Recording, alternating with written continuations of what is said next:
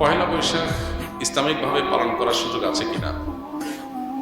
বছরের প্রথম দিন, প্রথম প্রহর, এটাকে বিশেষভাবে উদযাপন,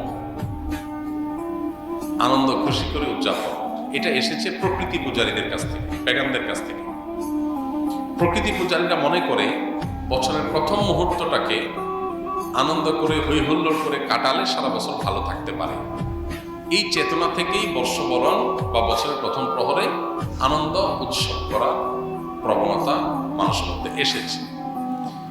এটা আমরা জানি, অগ্নিপূজক, পারস্যের অগ্নিপূজকদের মধ্যে এটা শুরু হয়েছে। এরপর আস্তে আস্তে অন্যান্য ধর্মে, এমনকি অন্যান্য ভাষায়, অন্যান্য দেশে এটা ছড়িয়ে পড়েছে।